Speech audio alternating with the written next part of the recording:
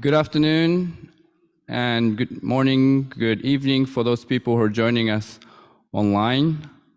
I'm happy to start the commemorative symposium for G7 Health Ministers meeting in Nagasaki titled Accelerating Research and Development, Access and Delivery for Neglected Tropical Diseases. The event, hi, my name is Hayato Urabe. I'm from Global Health Innovative Technology Fund, or GHIT Fund. We're one of the co-organizers for the event. The organizers for this event is Nagasaki University, Uniting to Combat NTDs, and us, GHIT Fund. And the event is endorsed by the Ministry of Foreign Affairs from Japan, Ministry of Health, Labor, and Welfare, JICA, DNDi Japan, SDGs Promise Japan, JAG NTD, and JPMA. And the event is supported further by Nikkei and Asahi Shimbun.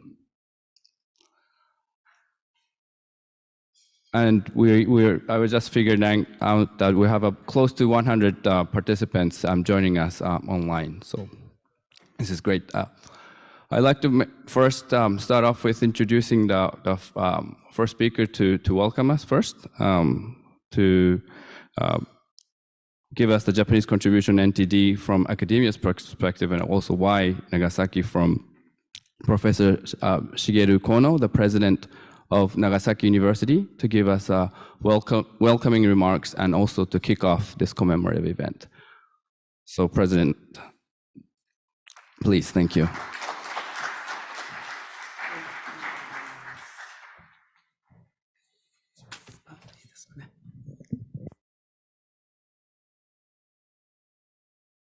Hello, everyone. It's a great honor for us to host such a grand event here in Nagasaki. Coinciding with G7 Health Ministers meetings and the announcement by the World Health Organization for the end of COVID-19 emergency declaration. And it's also highly deserved for the international neglected tropical disease community to have this event with G7 Summit. I would like to thank all of you, both in person and online, for participating in this event. As the only university in Japan with a research institute for tropical medicine, Nagasaki University, together with the GHIT Fund, is working to contribute to the international fight against neglected tropical diseases by bringing together not only academia, but also industry, government, and the private sector in Japan. In June last year, Nagasaki University, along with other Japanese organizations, registered as one of the committed organization in the Kigali Declaration on Neglected Tropical Diseases, led by the Uniting to Combat NTDs. In line with this commitment, we are currently working on research and human resource development in specialized area of NTDs. The theme of today's event is accelerating research and development, as well as access and delivery of developed products on the field for NTD control. Prior to this symposium, I heard that experts and practitioners in the field of neglected tropical diseases met this morning to discuss the topic and finalizing a declaration called Nagasaki Declaration. I hope the results of this discussion on research, countermeasures, and access and delivery for neglected tropical diseases that will be announced in the Nagasaki Declaration will lead to stronger support from Japan and other G7 countries in the fight against neglected tropical diseases. Nagasaki University, as a University of Planetary Health, pursues the science of global health and global environment. Neglected tropical diseases are a major problem, not to be solved when considering the health of the earth based on the well-being of its people. And I hope we can learn about further directions and opportunities from today's lecture. We thank you for coming to Nagasaki today, and I look forward to a fruitful exchange of views and clarification of the field of direction for the NTD control. Finally, the organizer of this event, I would like to express my gratitude to all the participants. Thank you very much, and enjoy Nagasaki. Thank you.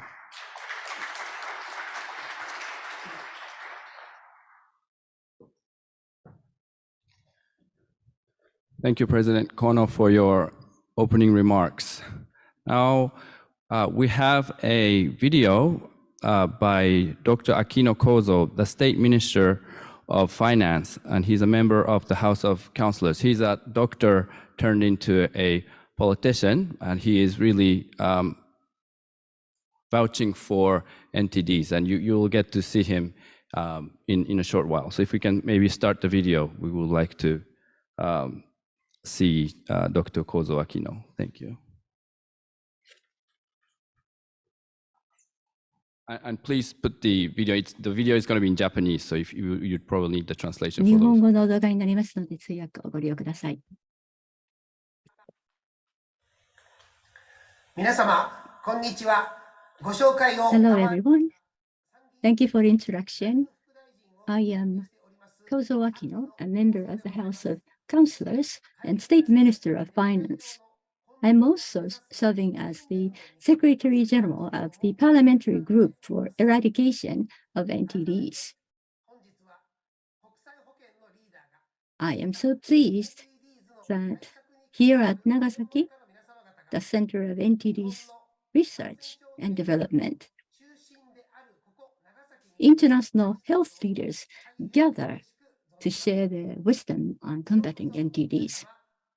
Let me extend my heartfelt warm welcome to all of you to Nagasaki. First, why should we think about neglected tropical diseases, NTDs? For nearly 3.5 years, the world suffered tremendous losses from the COVID-19 pandemic. The lack of vaccines and treatments, or shortage of them, cost lives. Being unable to control the spread of the COVID-19, social activities were constrained. It cost us economic damages, and for children, a loss of learning opportunities. And this has dealt a psychological blow to many people. But even after the COVID-19 is controlled, the people living in NTDs endemic areas, they are still threatened by NTDs because they do not have access to health services. There are still not a few deaths and disabilities.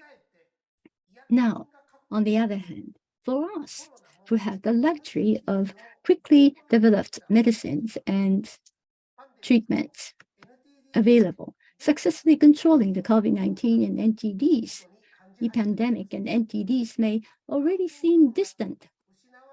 So the lessons we have learned is now fading. The memory of the damage caused by the pandemic may soon be forgotten. We may fail to be prepared for another pandemic. Are we going to repeat the same mistake? There is no doubt that infectious diseases cross borders. No one is safe until everyone is safe. Being prepared for another pandemic is not a standalone effort. Dealing with NTDs that we are faced with today will help us continue to be prepared, utilizing lessons from the COVID-19. Now, the Nagasaki was a cultural gateway to the world when Japan took the isolation policy in a distant past. But Nagasaki was also exposed to infectious diseases. Nagasaki continued to fight new infections. But because of that, the lesson has been learned and shared in Nagasaki University and among citizens of Nagasaki. Thanks to this history, when the COVID broke out, we were calm. The information transmitted by the Nagasaki University contributed to the building of a renewed health services and treatments to combat the COVID-19. To protect lives, to prevent the severe symptoms, remdesivir was approved first in Japan before any other countries. Why was it possible? Why no one died when many were infected, many on board of a cruise ship anchored at Nagasaki port were infected? That is because of the tradition of Nagasaki University, led by the president of University Kondo. This is why at Nagasaki, where there is this culture of fighting infectious diseases, G7 health ministers meeting is being held, and having experts gathering and discussing NTDs here is extremely important. Lastly, in 1998, at the Birmingham Summit, Japan called for greater mutual cooperation on infectious diseases and parasites. Infectious diseases countermeasures have been taken as a major issue at the G7 summits.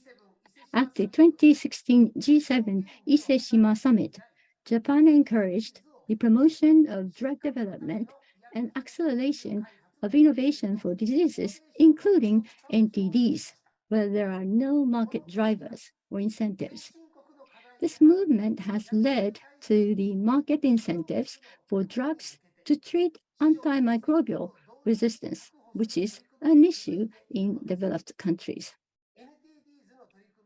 Countermeasures against NTDs contribute to solving problems in developed countries. Once again, let me emphasize that NTDs are a global challenge. I promise to do my best to secure the necessary budget for the GHIT fund. And I'd like to also express my thanks to the president and other professors of Nagasaki University, the university that I graduated. I sincerely hope that today's event will be a great success. Thank you.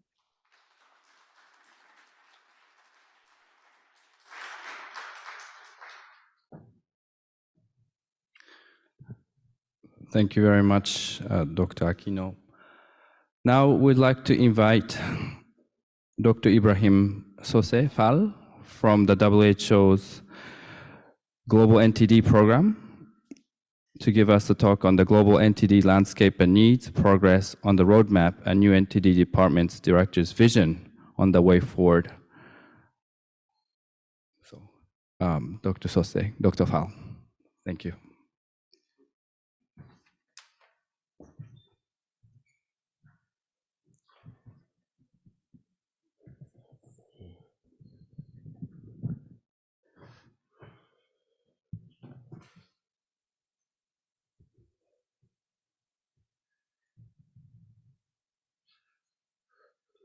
Thank you very much.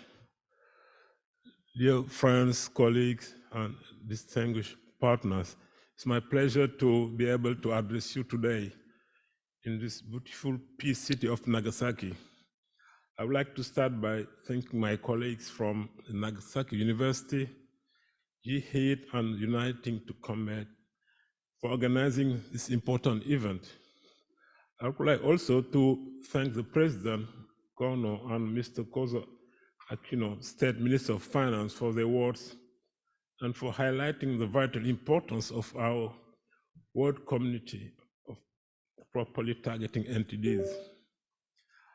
I would like to pay tribute to our Japanese host, to the Japanese government, and to its health minister. Japan has played a critical role in the fight against NTDs today, and Prime Minister Kishida's clear-sighted and dedicated leadership in the G7 Health Summit will be a cornerstone in the global provision of NTDs intervention and commitment. I thank you sincerely on behalf of WHO and all those who are affected by the terrible burden of NTDs. We all hope that NTDs continue to be high on the G7 agenda following the discussion in the coming days. This will be crucial in achieving our wider, broader global health goals. I'm still relatively new in the post of Director of WHO Global NTD Program, and I'm still coming back to NTDs after a few years in other fields. I would like to share with you therefore, some of my reflection and key strategic priorities from WHO perspective. What is an important juncture both for NTDs communities specifically, but also for the global health agenda and more broadly, as we seek to rebuild invigorate the post-COVID-19 era.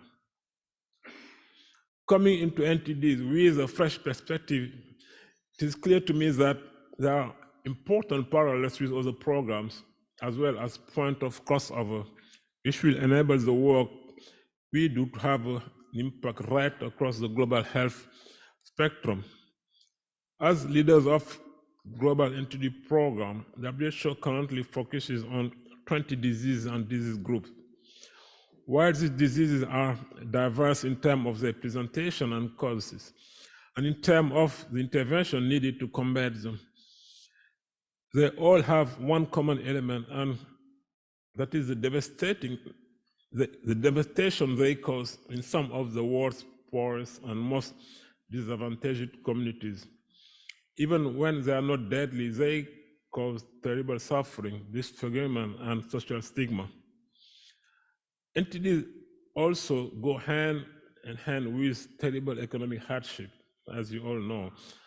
And it was with a great sense of kinship then that I read Prime Minister Kishida's comment in The Lancet recently, in which he quite rightly pinpointed the need to strengthen our global health architecture, both for pandemic prevention and as a way toward universal health coverage. We in the NTD world are firmly committed to deepening the existing link between NTDs and universal health coverage, and ensuring that NTDs are embedded in the global health architecture. I welcome Prime Minister Kishida's advocacy and the addition to the cause of such a powerful and influential voice. As a community, our first and overriding goal must be the big picture, to put an end to the terrible cycle in which NTDs contribute to making people poor. With that increased poverty, in turn, increasing the risk of further NTD outbreaks. We want to free people to contribute fully to social, economic, and cultural lives of their communities. We have already made important progress in this respect as a result of a global effort, concrete coalitions, and dedicated partnership. We have well-established programs on partnership, and these are allowing us to take huge steps on the road to defeating NTDs. Programmatic output was reduced as a result of COVID-19 pandemic, and it's the right time to come together to continue accelerating our NTDs intervention delivery. And we should be proud of all the achievements so far with the 47 countries that have already eliminated at least one NTDs, and with the billion treatment we are delivering every year. And the number of people suffering from NTDs has also fallen globally by 25% since 2010. And we need to take the lesson learned from this progress and to continue strengthening our partnership with countries, with communities, moving toward elimination of more NTDs. But the context of our work is changing both in terms of funding and in terms of disease profiles. In the case of several NTDs, we are entering the so-called last mile phase. And we know that the last mile can often be most difficult. Fatigue set in. Other issues can seem more urgent or problems which barely seem to exist when we first set out on the journey. Global priorities on national budget are changing too. In light of the COVID-19 crisis, for example, and as other priorities emerge and take full form. Structural challenges such as climate change and the expanding state of conflict. It was in this context that the roadmap to 2021-2030 was conceived as a way of anticipating and taking into account some of these challenges. The roadmap provides us, as a global entity, community, and program, with a blueprint for actions over the coming decade, as well as specific targets for 2030. The roadmap also aligns with the UN Sustainable Development Goals and brings into focus the role of NTD intervention can play in promoting both primary health care and universal health coverage. Today, I would like to draw attention to one particular shift described in the roadmap. That shift is the focus on cross-cutting activities, that is, on the element of our work that can enable meaningful impact across multiple sectors. And in this respect, WHO Global NTD program aligned entirely with Prime Minister Kishida's thinking and with Japan's advocacy at the upcoming G7 Health Summit. Many NTDs intervention already put into practice the interconnected, overlapping, cross-cutting intervention that can allow us to conceive of universal health coverage in real terms. NTD's intervention reach the poorest, the most remote, and the most isolated of our world communities. They are often the sole contact those communities have with established health services and systems. They can play a fundamental role in helping us achieve together the UN Sustainable Development Goals, both specific NTDs, but also a number of others, from reducing inequality to clean water and sanitation, to building innovation and sustainability. Therefore, NTD's intervention are a bridge. If we invest in, if we strengthen, if we further train the already heroic workers who provide NTD intervention, we can imagine a health workforce that acts as de facto provider of universal health coverage, bringing those all-important SDG gains with it.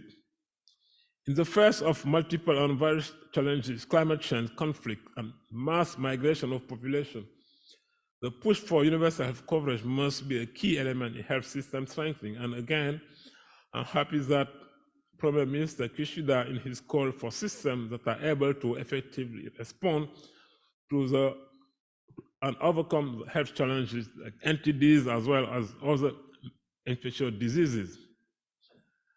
The need for health systems that are able to respond effectively to complex health challenges have never been greater. And for that to happen, we need comprehensive joint-up, truly global thinking and planning. To address this need, WHO will work with all partners around key priorities. We talked about the need for more visibility for NTD, the need for more interconnectivity with health emergency preparedness and response, universal health coverage, the climate change platform, and One Health.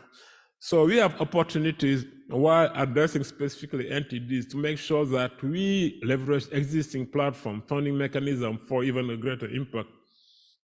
The NTD teams the world over access to the most remote communities and have knowledge and skills that we must harness to expand healthcare provision to our poorest communities. My hope is that this discussion will lead entities much higher up the global health architecture, ensuring more sustainable funding for programs and protecting investment to date and the important gains which we have made. All this work, I believe, will establish entities as a field in which we can achieve both specific and broad agenda change. And we know there are many areas in where, as in WHO, as the leader in this area, we need to improve. And the NTD community needs effective and strong WHO leadership. And I intend to deliver the global NTD program with that in mind, making sure that we all come together around one program where we have all partners from public, private sector, the communities, government together to achieve our targets. It will be vital to, in the coming years, that innovation in health technology are not only developed, but that access to them is equitable. As COVID-19 shows, the scientific community has capacity and ability to develop truly incredible innovation, but without equity of access to those innovations, the results achieved will always be limited.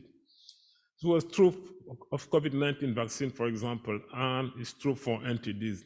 Research and development is a core part of the work we do, but it must be joined up, and we must ensure that investment for impact at every level and every stage. NTD must take their proper place in the global health landscape. This is the only way to ensure that we accelerate progress and succeed in meeting our roadmap target. The only way we will end the neglect is over 1.6 billion people globally. I want to thank you all again for your engagement in this sector. Our discussion this morning have highlighted the fact that everyone, every partner has a unique role to play in the global NTD program. It is by working together, by combining resources and expertise to make our whole bigger than the sum of its parts, that we will really realize our common goals.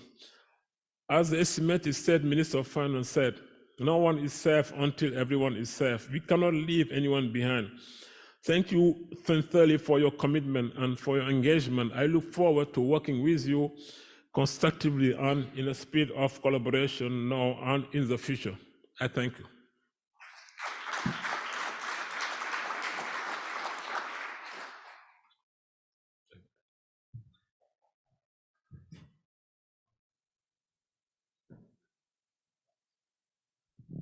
Thank you, Dr. Fall, for your remarks. I think we've had some discussions this morning that has allowed all the NTD experts community to really discuss and try to come to the same direction as to see how we can synergize our work that we have with each other, and also to help with the coordination. WHO would play a very important role in helping us with the coordination, as well as all the other stakeholders that are involved in this fight against the NTDs. Now I'd like to bring a different perspective for Japanese contribution to NTD from the industry's perspective, and I would like to invite Dr. Sachiko Nakagawa, the Managing Director of JPMA, or the Japan Pharmaceutical Manufacturers Association. So Dr. Nakagawa, she's going to be joining us virtually. 皆様、こんにちは。ご紹介に預かりました日本製薬工業協会 Hello everyone, and thank you for the introduction. I'm Sachiko Nakagawa, Managing Director of the Japan Pharmaceutical Manufacturers Association. I would like to extend my congratulations on the opening International Symposium on Neglected Tropical Diseases prior to the G7 Nagasaki Health Ministers meeting. I would like to express my gratitude for the efforts everyone involved. On behalf of the sponsor, I'd like to say a few words. Please go to the next slide.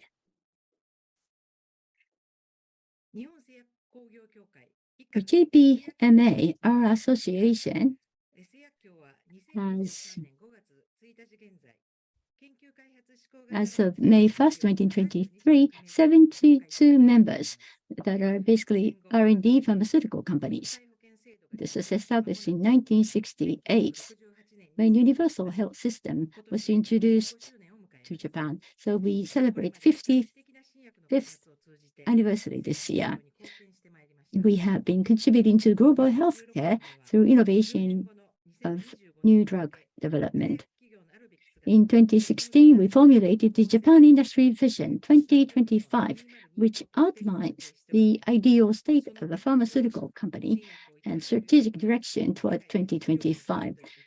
So in 10 years, we wanted to meet the expectations of everyone and become a trustworthy industry by delivering new drugs as quickly as possible to 8 billion people around the world and realizing a healthy and comfortable society. JPMA is engaged in activities to solve various problems common to the pharmaceutical companies, to deepen understanding of the medicine and international cooperation through multifaceted project. In addition to that, as a member of Association of International Federation of Pharmaceutical Manufacturers and IFPMA, we are involved in prevention of infectious diseases such as COVID-19, promoting access to medicine, intellectual property rights, furthermore in initiatives for SDGs.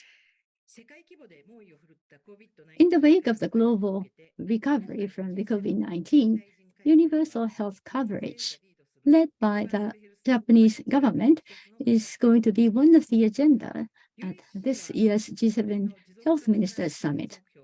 UHC means that everyone, regardless of where they live, has access to the health services they need. UHC is a basis of the United Nations SDGs. It is the backbone of robust health systems needed to achieve greater global health and equity and safety. However, today, in countries around the world, many people still do not have healthcare access due to cost burdens or delays in diagnosis or treatments or irregular or unstable health interventions.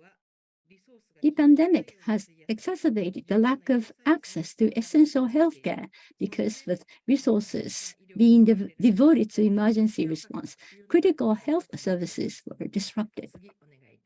Please go to the next slide.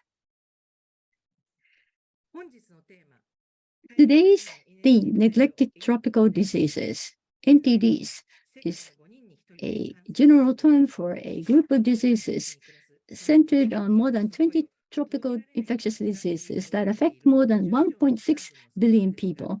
It is an issue to be overcome by the UHC.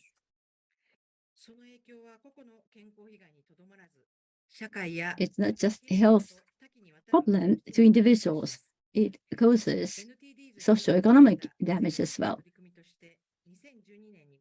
In 2012, the London Declaration was agreed on. This called for public-private partnerships involving international organizations such as WHO and the World Bank, governments of developed countries, endemic countries, international NGOs, and us, pharmaceutical companies, setting the goal of eliminating 10 NTDs by 2020. WHO guideline and our cross-industrial efforts were encouraged to achieve drug delivery and instructions for administration of drug. This is the gateway to UHC. We have made a great contribution. SDG number 3, target 3.3, clearly indicated. Toward the goal of elimination of 20 entities by 2030, the WHO is appealing to the world. Unfortunately, the elimination of NTDs has been greatly affected by COVID-19, and the priorities have changed. Resources are being reduced worldwide. The risk of recurrence of infection is concerned. This is an issue that cannot be overlooked by Japan as a leader of UHC and neither by JPMA. Please go to the next slide. My high-quality products had to be provided to 43. We have been able to control one or more NTDs in 43 countries. One of the members of our association, Eisai, provided more than 6.1 billion In 4 different endemic countries, they helped control NTDs.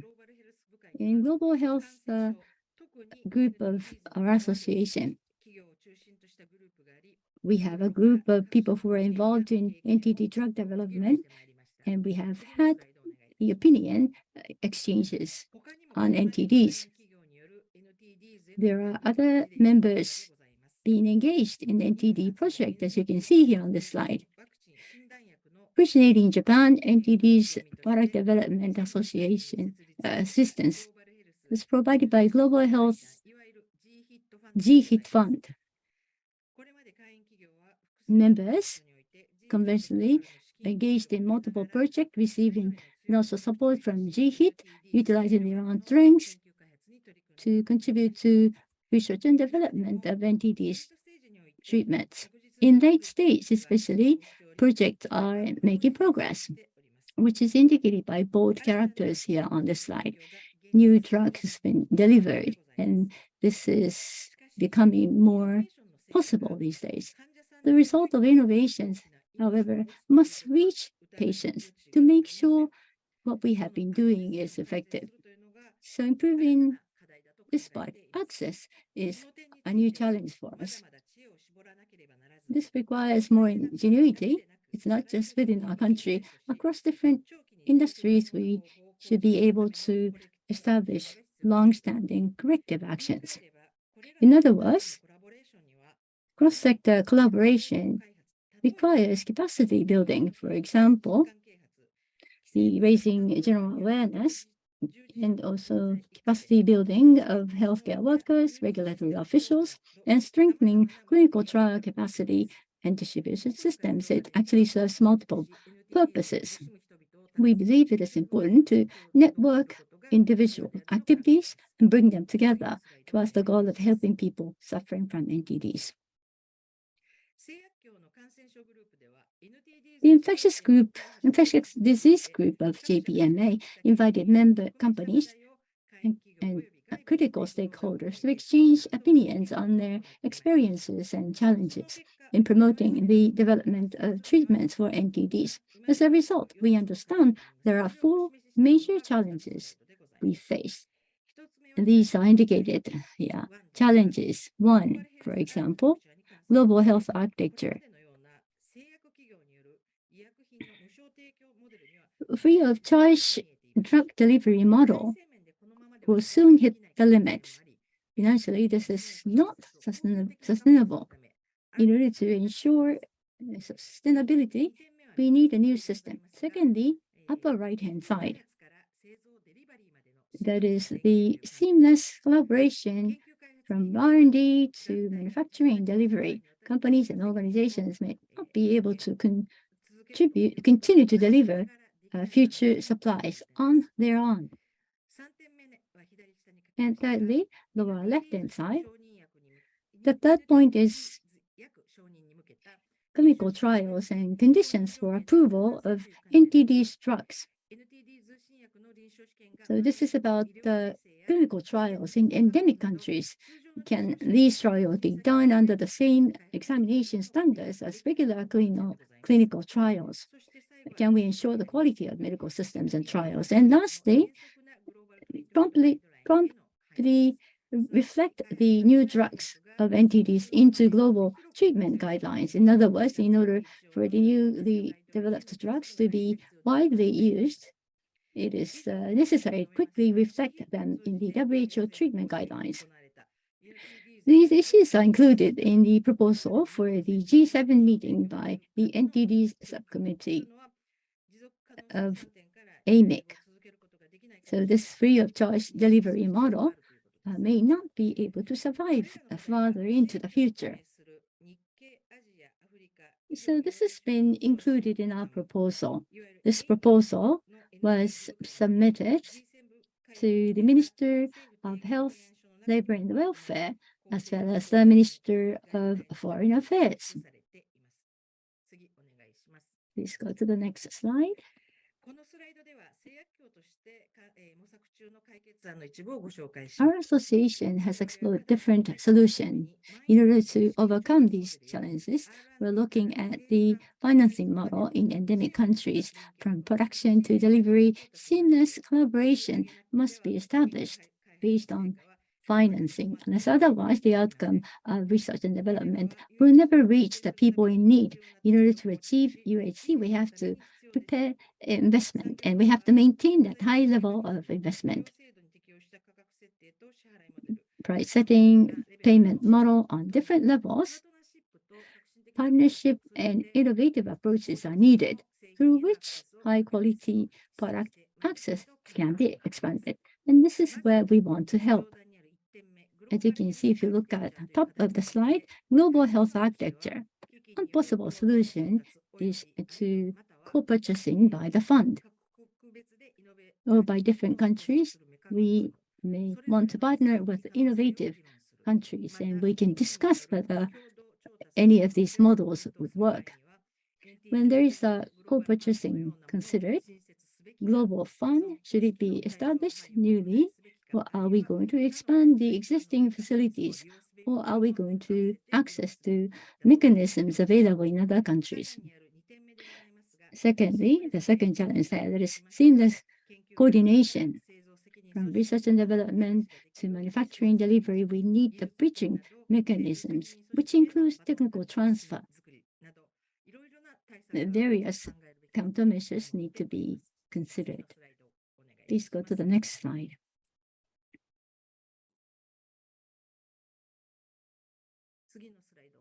Next slide, please. Thank you. This is my last slide. We experienced COVID-19 pandemic. There have been changes in the mindset of different countries for security. NTD's priority has been lowered, so resources are cut off. At this coming G7, NTDs will be discussed across different sectors. All of us relevant have continued to discuss. To reflect our discussions there, we have to continue to make our effort to have as many people as possible understand the issues of NTDs. So I'd like to ask all of you to make sure you will upgrade your discussions and make sure you can help to improve the financing and funding to this end. Thank you very much.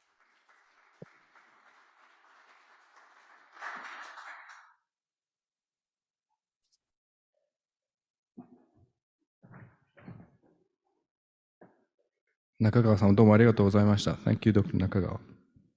Now we would like to move ahead to the panelist session. So if we could ask both the moderator and the panelists to come on board. Toko, Dr. Luis Pizarro, and we will also have Dr. Katie Owen and Dr. John Reeder joining us later. So with respect to this session, we will be have an open Q&A session afterwards. And for those who are joining us, close to 100 of you joining us online, please submit your questions, and we will pick out some questions randomly. So, Yoshioka Sensei, thank you. Pass over to you. Okay, thank you, Ravi-san. So welcome to this session. This is an open panel discussion with audience. So we are expected to have interactions with the audience. And thank you for coming to this room. I see a good number of people in this room. And also we have more than 140 people participating by Zoom. Good. So my name is Kota Yoshioka. I'm associate professor at the School of Tropical Medicine and Global Health, Nagasaki University. I'm also working with JAG NTD, Japan Network for NTDs. I really like the title of this session, Importance of Coordination. Very simple, just in 3 words in English. But what it does mean really is not so simple, I guess. So in our school, with our students, we often talk that any public health problem is complex and no single organization can solve it alone. And this is very relevant, particularly to the case of NTDs, which is not so visible in our society. So it's very hard to get support for these diseases. That's why it's very important to coordinate or to work together, not only to increase the resources that we can use, but also to use these existing resources in an effective and efficient way. Okay, and for that topic, we have an excellent panel. We have first Toko from Uniting to Combat, and we have Luis the floor from DNDI, and we have Katie. I think she's joining via Zoom. Katie from Bill and Melinda Gates Foundation. Is she there? Okay. I'm here. Yeah, thank you. I don't see you yet. My video is on. Yeah, okay. And I hope that Dr. John Reeder from TDL is coming later. I'm also here. Fine. Okay, Good morning. thank you. So we're together. Good afternoon. Yeah, and I said this panel is wonderful because you can see how the money moves between these people. So Toko, as a global leader in advocacy for NTD advocacy, asks for more money. And Katie and John respond to that ask. They give money. And Luis, as a leader of PDP, Product Development Partner, he uses this money and he translates this money into new technology. So I'm very sorry for my oversimplification. And if this offended you, you have now a chance to correct me. Good. So let's start with Toko. So why do you think the coordination is very important? Over to you. Ohayo gozaimasu. Good afternoon, distinguished guests. Thank you all so much for coming and spending this afternoon with us to talk about neglected tropical diseases. I'm honored to be in Nagasaki here today for this important session. As has already been mentioned by the moderator, my name is Togo Alfik-Puli. I'm the Executive Director of Uniting to Combat Neglected Tropical Diseases. We are a global advocacy organization working to build political will and investments for neglected tropical diseases. So, as has already been mentioned to you, we know there are people here on this call that are completely new to neglected tropical diseases. So here we are talking about 20 diseases that the World Health Organization classifies as neglected tropical diseases. All these diseases have one thing in common. They're preventable and they're treatable. They're diseases that affect some of the poorest people on the planet. They're diseases that really shouldn't exist on our planet. And I'm glad to see people around the room united in this collective view that we need to do something about these diseases that really take such a toll on human beings. They affect individuals, they affect communities, they affect countries. They have such a huge impact. And Japan knows this because Japan has a history of neglected tropical diseases and of eliminating them. I was particularly struck reading about the work that Japan did on eliminating schistosomiasis. It's incredible about the effort it took. It took over 100 years to do that, and we got there. And I always say that when others take such a long time, it means others don't have to. So you led in the knowledge, in the research, in the science, and the innovation. That means other countries don't have to take 100 years. And we're very pleased to see that we have so far 47 countries that have eliminated at least one NTD. And it's really thrilling to see more and more countries getting us to that. So such progress really would not have been possible without effective coordination and collaboration at every level, which really is the theme of our discussion today. So before we get into it, I just would like to take just a couple of minutes to play a short video which highlights this point and shows what is possible through extraordinary cooperation efforts. So here is where I'm keeping everything crossed that technology doesn't let us down. So technology, do your best.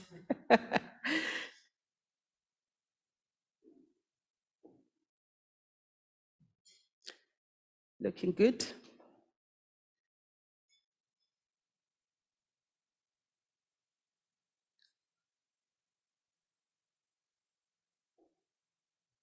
And then hopefully sound will follow.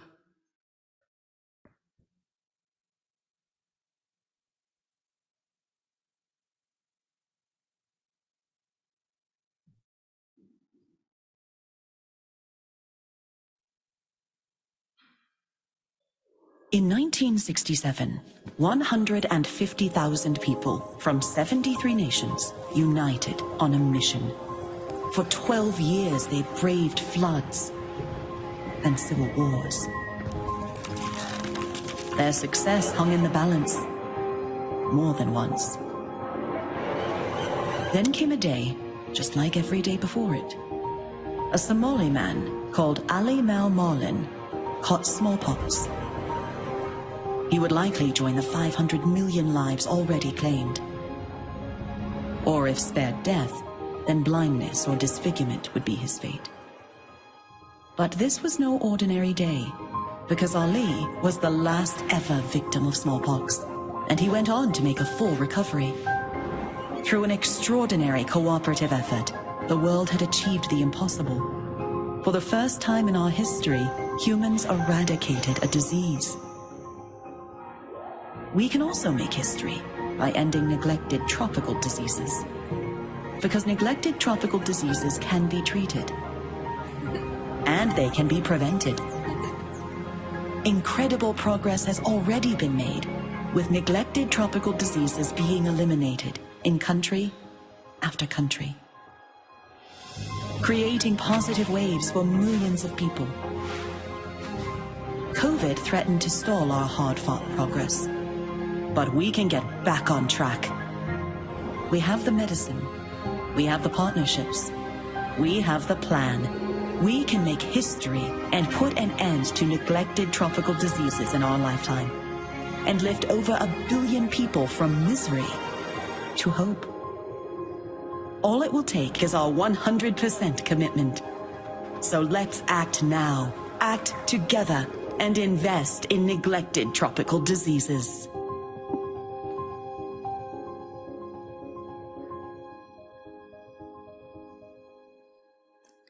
So as that short video just highlighted, investing in NTDs delivers multiple benefits and is considered one of development's best buy.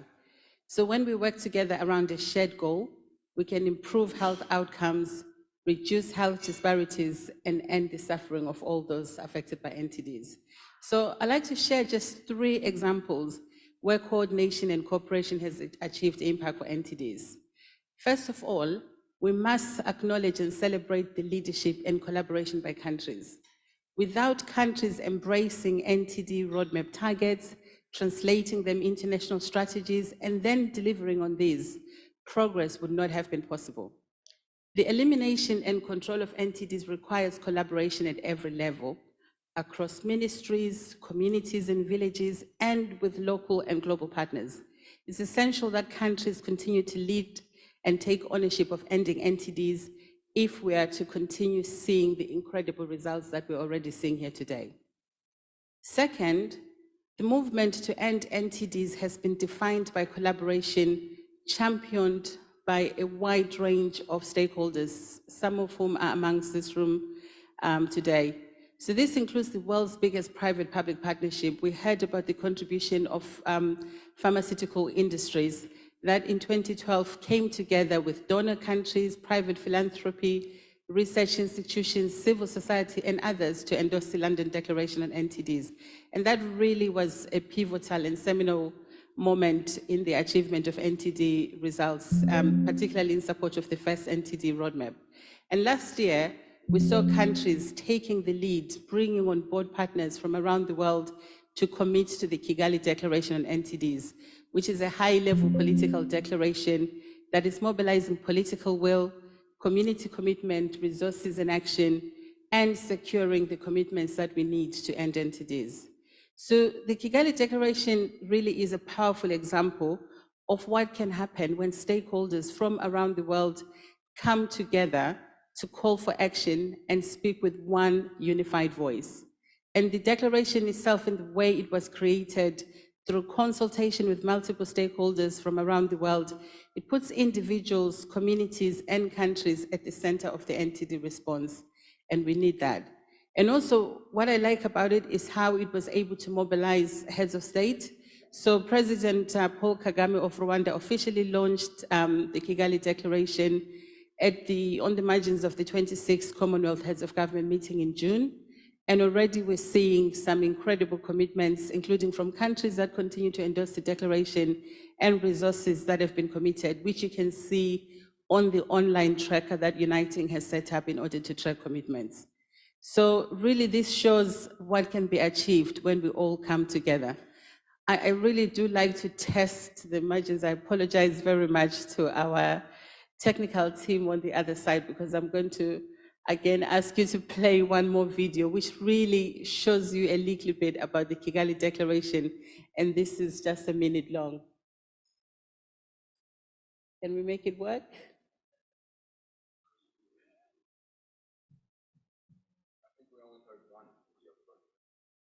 Okay, we can make it work. So you'll have an opportunity to see it later.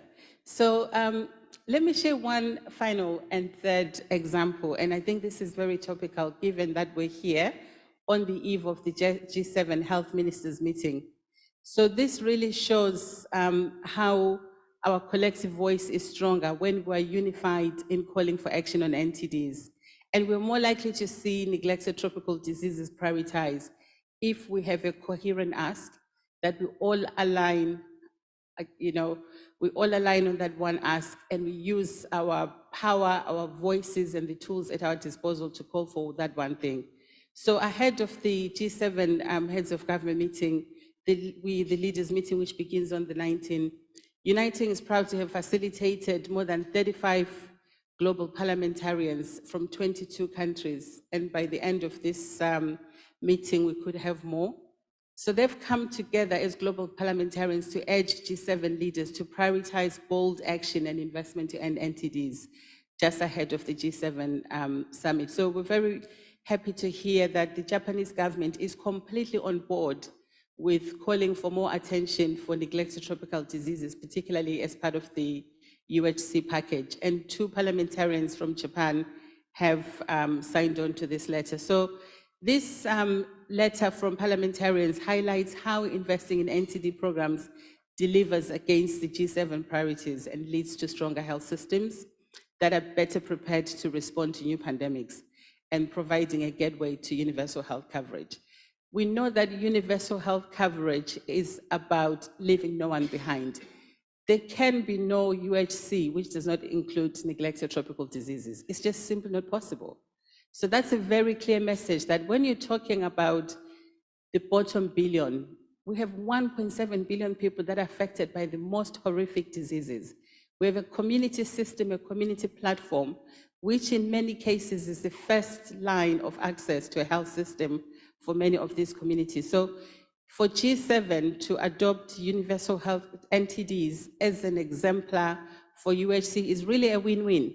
It's a win for people affected by NTDs, but it's also a win for G7 leaders because it will deliver tangible change. So G7 leaders will be pleased to see that there is demand coming from countries that are affected by these diseases, from legislators from those countries saying, you need to do this. So that's really powerful and important, and particularly asking that if there is any funding that is going to be allocated for universal health coverage and pandemic preparedness, it is essential that it also includes neglected tropical diseases. This is an example where we can have a unified voice amongst a group of leaders from multiple countries, all coalescing towards a single ask. And when we act in that way, we can be successful. So really, it's been amazing to see those parliamentarians, and the range of countries that have endorsed this letter is really impressive. I've talked about Japan, but we've got legislators from Mozambique, Cameroon, Zimbabwe, Uganda, Ghana, Ecuador, Pakistan, Argentina, Canada, Italy. The list is just so long. But these are all individuals coming together and saying we need to do something on these entities. So collaboration, unified action is a powerful mechanism that has potential to transform millions of lives around the world. But the work is not yet done. We've seen the scale of need that remains, the impact that COVID had on NTDs, and that unless we address and accelerate progress on NTDs, the gains that have already been made will be lost. So as we prepare for the G7 Health Ministers meeting and the G7 Leader Summit, it is really important that we all come together and speak with a unified voice, calling for increased attention on NTDs, and that really this message is one singular message. There can be no UHC without NTDs. We will not be prepared for the next pandemic if we do not deal with the existing pandemic. So all these with the existing epidemics. So there is no way we can be prepared. How can we be ready for a future pandemic if people are still suffering from diseases we know how to prevent? So this is really an important year, 2023. We have opportunities, particularly with the UN high-level meetings on pandemic preparedness response, on universal health coverage, and then on TB. An opportunity for this community to come together, align on this singular message, and hopefully we can see some wins. So when we work together on a shared goal of ending NTDs, we can achieve an equitable future for all. Domo arigato gozaimasu. Okay, thank you. Arigatou gozaimasu, Toko-san, for nice explanation, description of the importance of mobilizing political commitment at a higher level, but also there is a need for coordination at every levels. Okay, so let's move on to Luis. It's yours. Thank you, Dr. Kota. And thank you, really, Toko, for this very inspiring speech. I would like, of course, to thank, first of all, the Japanese government for hosting us today, Nagasaki University, that is a very, very important academic actor of the NTD world, and of course, GHIT, who is a real innovative mechanism to fund R&D in the NTD world. And we are very proud to have this long-standing collaboration with you. Thank you very much. And I think you bring public actors, private actors that are also very important here. We have seen that before in Japan together, and this is a key message. I would like more, in fact, to thank the whole NTD community. Of course, you, Uniting Combat NTD, WHO, NTD program, but everybody here around the table for the work everybody is doing. You asked me, what do we do with the funds we receive? And I thought that maybe the best way to do that was to show you some images about the work we're doing in a specific country, DRC, Democratic Republic of Congo, for a disease called sleeping sickness, that is trypanosomiasis, human African trypanosomiasis, and how we have succeeded to bring a new drug. I will test again our colleagues from the technical side to see if it's possible to show this movie, and I will just comment after with a very few slides this work. Thank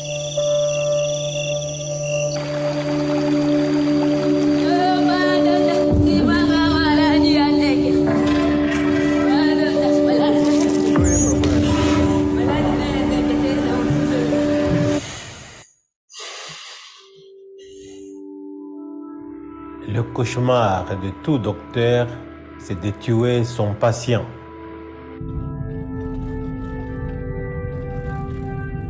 La maladie du sommeil, ça fait peur parce que La maladie du sommeil, vous voyez ces signes d'agressivité. Vous avez les signes de quelqu'un qui devient fou.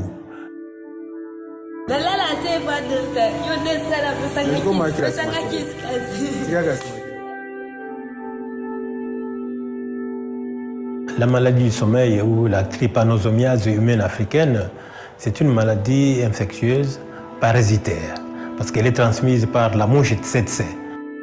The fly injects a parasite that circulates, goes into the blood, the lymph nodes, and later on will go in the central nervous system. And then eventually, if they don't have treatment, they will fall into a coma and die. The last decades of the 20th century have been very productive in terms of new treatment, but nothing happened for those very neglected populations. Personally, when I was working with MSF during the 80s, 90s, I was confronted to a situation that was particularly dramatic because the only treatment available to treat sleeping sickness was melarsoprol, an arsenic derivative, killing 1 out of 20 of patients because of toxicity. It was described by patients as fire in the veins. Dans mes prières, je dis, Dieu, est-ce qu'il n'y a pas moyen d'éclairer ces chercheurs pour qu'ils trouvent un médicament facile à prendre pour soigner ces gens qui meurent, ne fût-ce qu'un comprimé. The first step has been to improve the situation with a combination of 9-30-MOX and eflornithine called NECT. So this is NECT, and all this is for one patient. Le NECT, c'est un bon médicament, et très efficace, et qui guérit plus facilement. Mais c'est la logistique qui est lourde, parce que c'est fait, et il faut transporter ces cartons et l'amener dans le milieu où il y a des malades. Souvent, ils sont dans des forêts, ils sont dans des villages. This treatment is available only for the second stage of the disease, so you need to go through a very difficult and painful lumbar puncture that every patient needs to be confronted with. Ceux qui viennent à l'hôpital, on est obligé de les garder parce qu'on doit contrôler la perfusion. Ça doit se donner en intraveineuse. And the consequence is we wanted to have an oral treatment to treat all the stages of the disease. So we started our research on this field with a basis that one class of drugs, nitronidazole, was having an effect on this sort of parasite. So we have organized a data mining of all the different compounds of nitronidazole coming from university, coming from pharmaceutical company. One presented the characteristic of what we were looking for, a molecule that was called fexinidazole, and it was developed during the 80s and abandoned because of lack of interest of developing a product for parasitology. Sanofi had the molecule, but we partnered with DNDi, who brought their experience from preclinical research and being able to do the clinical trials in these very difficult to reach areas. We started the study in 2012 in DRC and Central African Republic. It was incredible to have to think about how you would do sophisticated clinical research in an unsophisticated setting.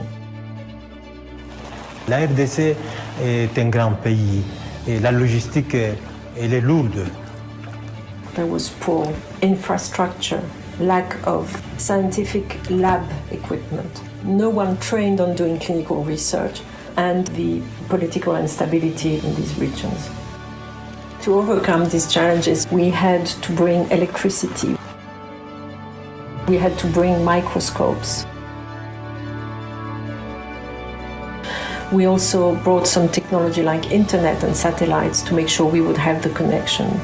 We did training of 200 people in good clinical practice, in pharmacovigilance, to make sure that they could comply with what is needed to have a new drug registered according to international standards.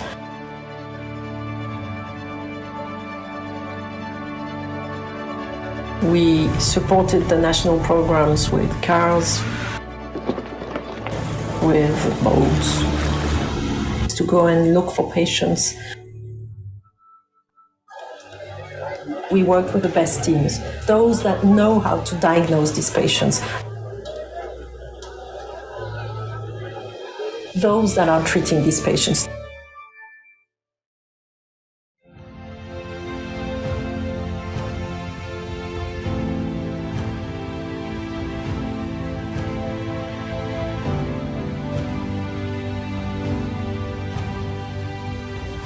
Abanye oyoka soon.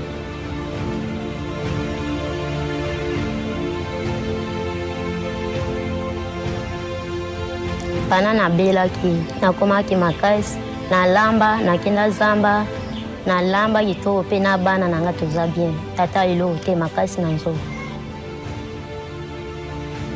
Patients can be treated much closer to where they live. On a confiance aux patients et c'est bien. We're on the path to elimination of sleeping sickness. It's not utopia anymore to be able to do this incredible research in these incredible conditions. If we bring the right partner together, we can achieve the best science for a very neglected population.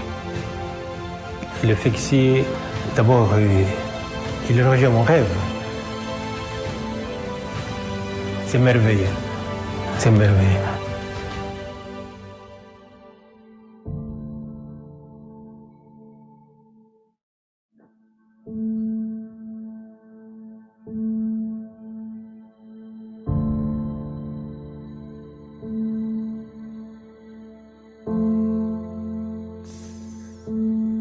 I think it's okay.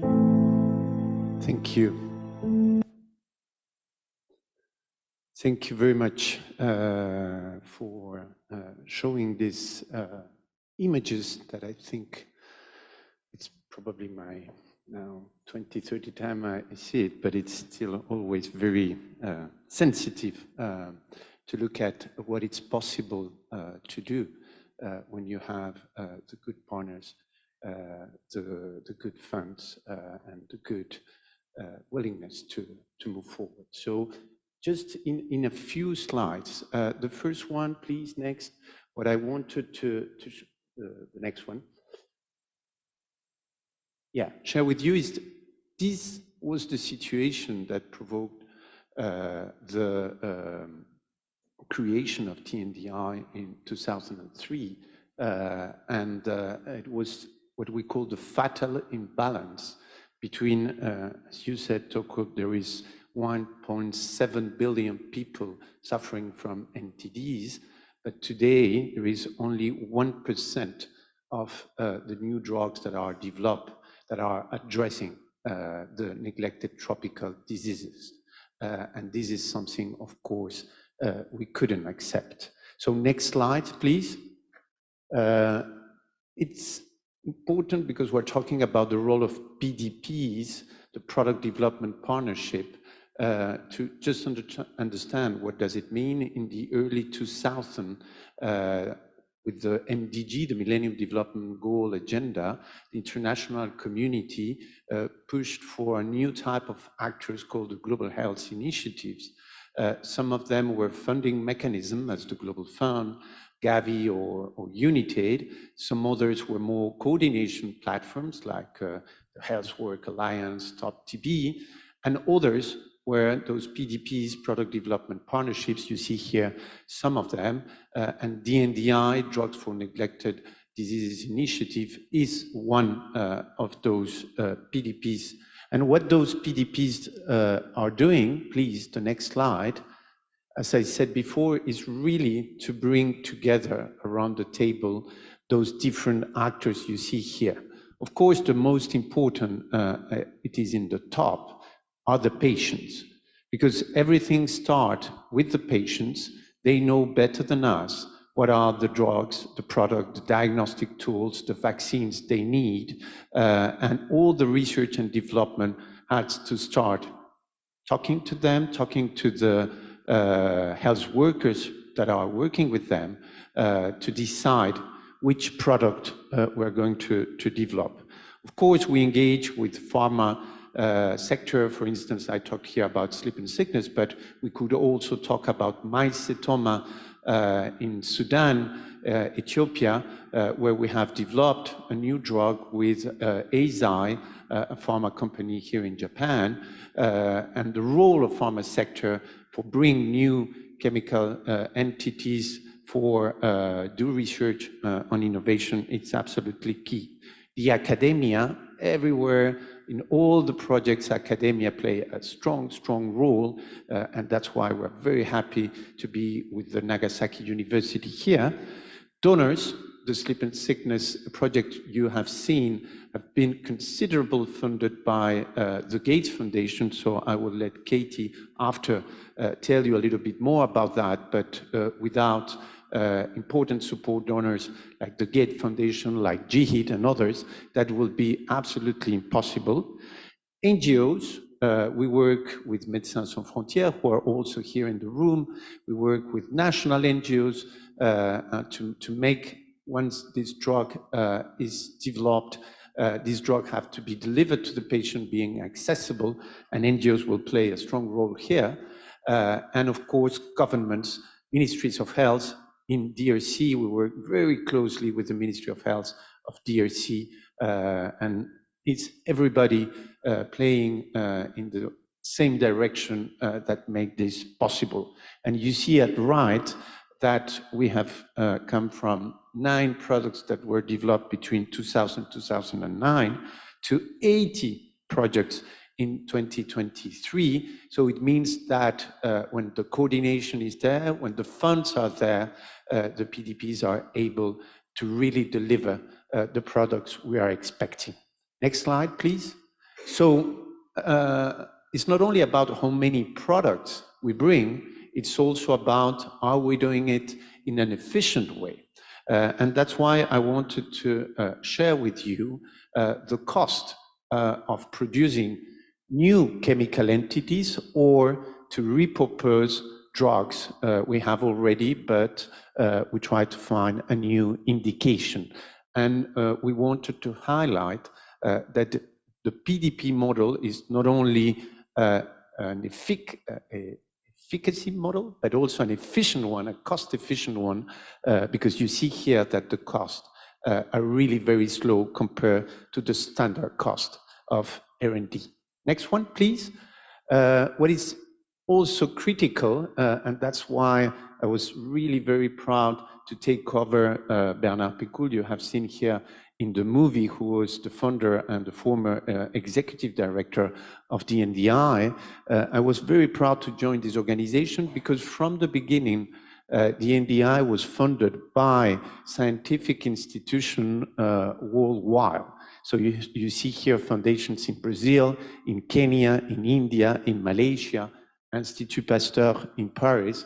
And I think today, in a world where it's not more, you know, the North treating the South, the rich addressing the problems of the poor, we are living in a world now where things have to be done horizontal and have to be done at the level where the patients are, where the academia from the region is playing, and at the NDI, of course, we try to leverage this important footprint. And the next one, please. Those are the diseases where we have clinical trials today. I mean, clinical trials, where we have research in place. So you see that it's mostly around NTDs. We have opened a little bit beyond NTDs for pediatric HIV, advanced HIV disease, and hepatitis C.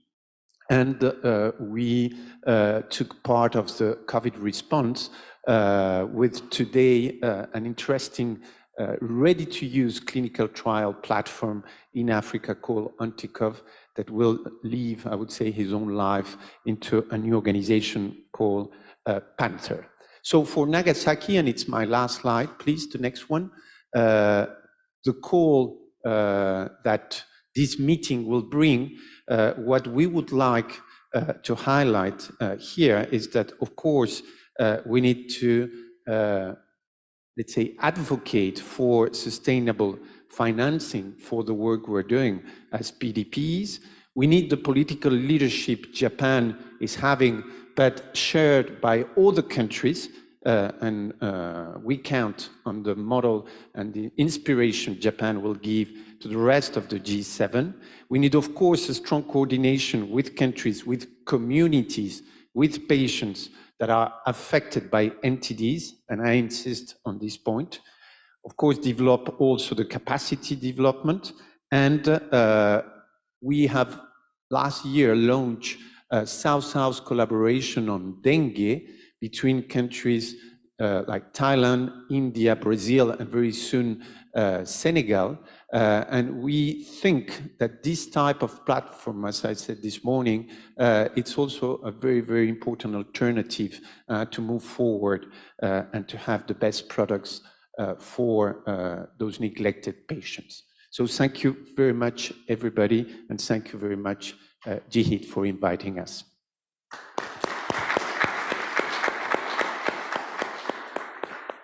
Thank you, Luis, for your presentation. So you say a good coordination can accelerate R&D, and it's more efficient. Thank you. And it's very exciting to see, the new technology, but it's much more exciting to see that the people can get it.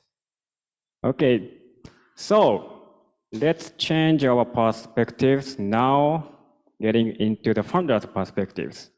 Katie, are you ready? I'm ready. Yes, go ahead.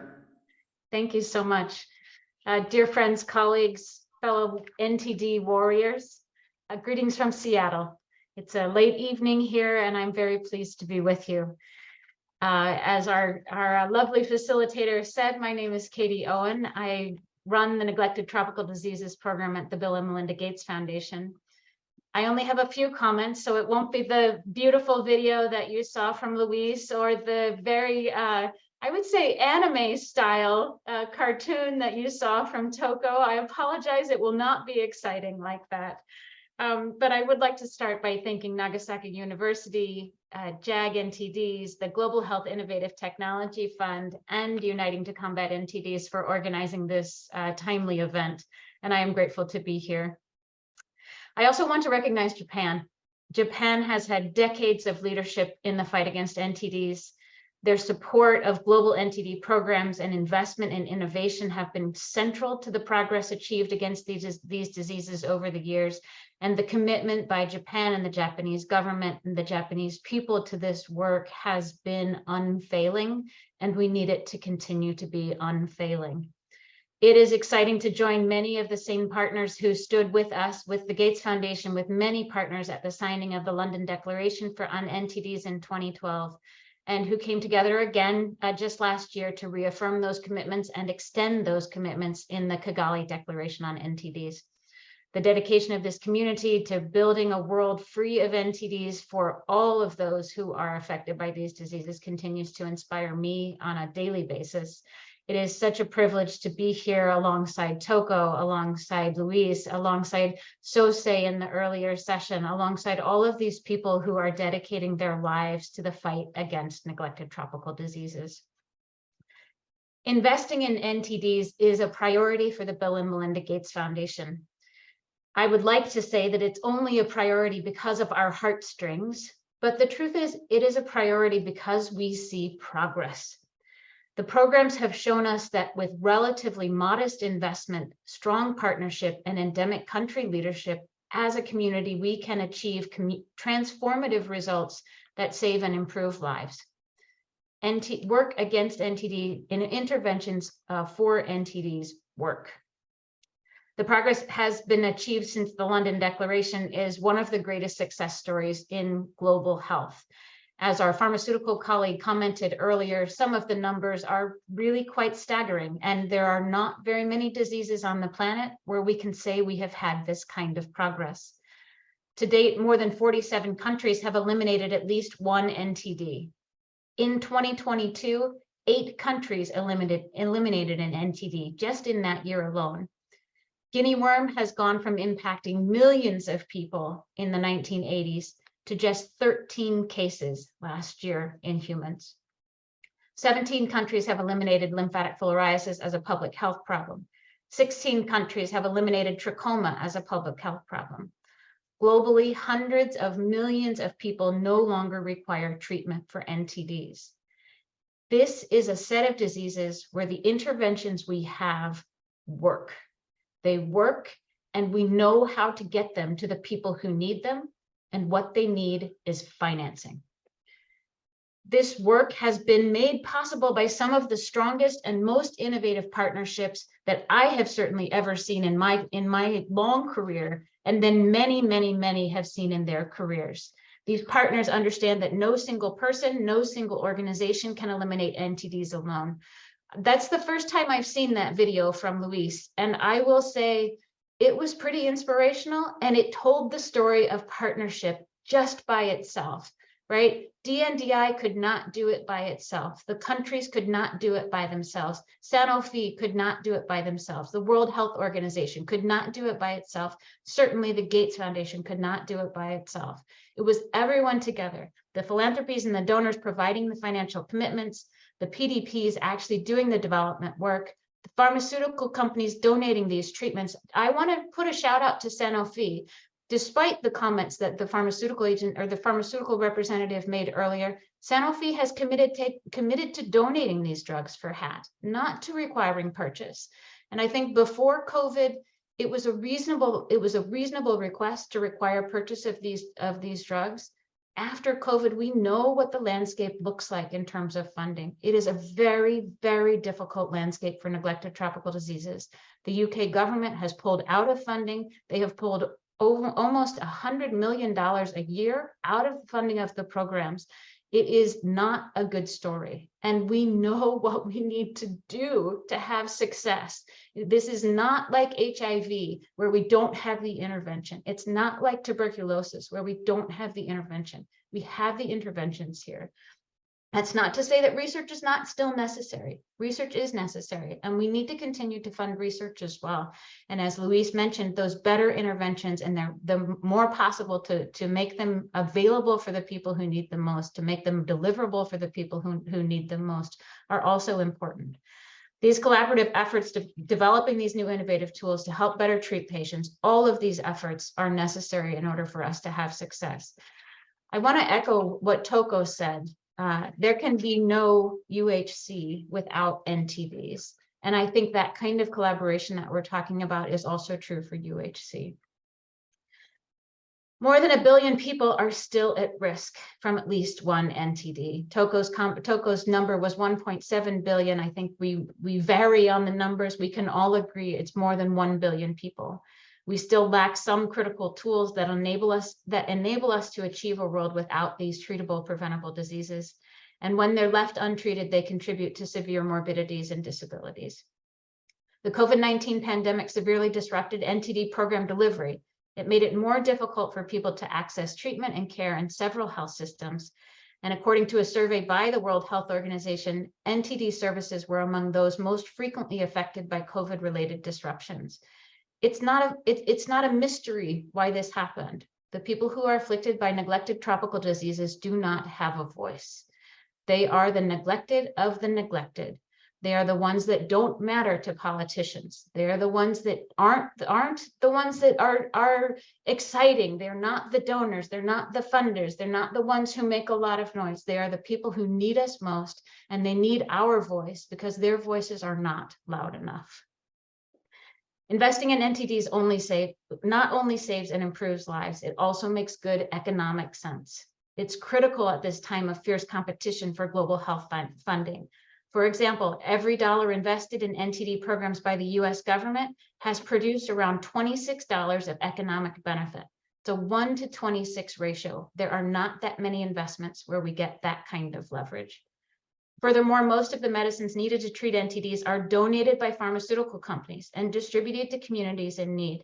And yes, we do need to get to sustainability of that model, but for now, they are donated. And we need to make sure that those donations are respected. We need to make sure that those products are delivered where they need to be delivered. And we need to really add the value, the return on that investment that all of these pharmaceutical companies have made. I want to give a specific shout out to Dr. Naito of ASI. Dr. Naito's personal championship of this area of this program, of ASI's commitment in terms of the championing of NTDs, has been indefatigable. He has been never ceasing in his championing of this work, and his very sincere and often heartfelt conversations around this work. I have heard him talk with Bill Gates about the importance of these diseases. And when he talks to Bill, Bill listens. And those are the kinds of conversations, those are the kinds of interactions that matter. Investments in NTD programs also have broader benefits. They help strengthen health systems, they reduce poverty, they address inequity, and they bring us closer to achieving universal health coverage. Our global partnership was built on the conviction that no one should suffer from these diseases that are preventable and treatable, regardless of who they are or where they live. To make this a reality, donors, partners, and communities must act now and urgently to invest in NTD programs. It's my wish that the outcome of today's event and those of the G7 Health Summit will catalyze even greater action towards mobilizing the resources required to reach the goals of the NTD roadmap and to get us to the finish line of a world free of NTDs. Thank you.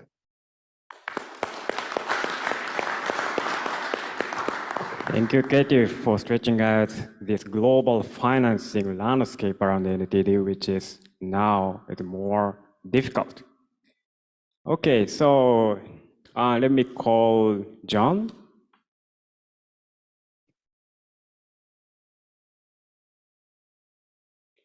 Yes, I'm here. thank you for coming.